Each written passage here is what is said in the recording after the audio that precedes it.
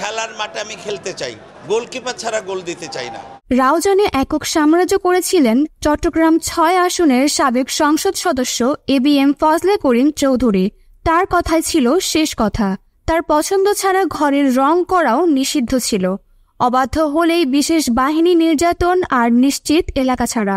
নির্বিচারে জমি দখল করে গড়েছেন বাগানবাড়ি মার্কেট। দেশে বিদেশে অঢেল সম্পদ।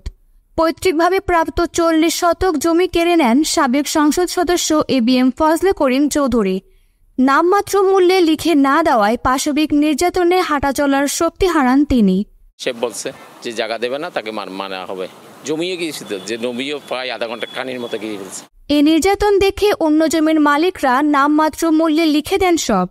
হাতে আসা এমন ৩০টিরও বেশি দলিলে মিলেছে তথ্য প্রমাণ। কারো ঘর, কারো ফসলি জমি, কারো বাগান দখল নিয়ে মার্কেট, পেট্রোল পাম্প, উট পাখি, হরিণের খামার সহ নিজস্ব সাম্রাজ্য করেছেন ফজলে করিম। ফকির তাকিয়া বাগানবাড়ির জমি, পথের হাটের বিপণী বিতান ও কমিউনিটি সেন্টারের জমিও দখল করা। বিদেশেও আছে অঢেল সম্পদ। রাউজান থানায় নিয়ে আটকা রেখে আমার মাকে বলা মুক্ত করার জন্য একটা সিনিসার দাও। ১ পয়সাও দেয় নাই। এটাতে আমাদের বিল্ডিং ছিল, দোকান ছিল, এগুলো সব মিটমাট করে ফেলছে উনি। ২০০১ থেকে ২০২৪ পর্যন্ত ৫ বারের এই এমপির কথাই রাউজানের শেষ কথা। অবাধ্য হলে ছাড়তে হয় এলাকা।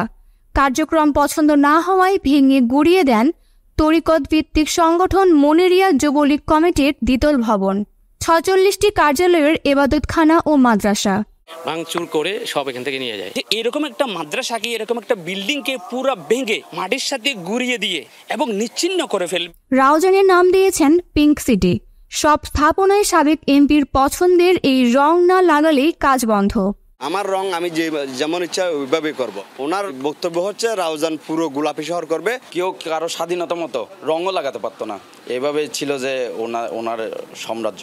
শুধু বিএনপি নয়, তার পক্ষে না থাকা অনেক আওয়ামী লীগ নেতাকর্মীও গত ১৫ বছর রাউজান ছাড়া, নিজ পছন্দের প্রার্থীকে ভোট ছাড়া বিনা প্রতিদ্বন্দ্বিতায় বানিয়েছেন চেয়ারম্যান মেম্বার। দীর্ঘ ১৭ বছর রাউজানের বাইরে ছিল, এমনভাবে জিম্মি করে রাখছে। বড় বড় আওয়ামী লীগের লোক যেগুলো আছে, এগুলো যদি ওনার বিরুদ্ধে যায়, উনি ওই টাইমে প্রধানমন্ত্রীকে মানবেন না। সরকার পতনের পর গত ৫ আগস্ট রাউজানে ফজলে করিমের বাগানবাড়িতে এবং চট্টগ্রাম শহরের পাথরঘাটায় গাড়িতে আগুন দেয় ক্ষুব্ধ জনতা।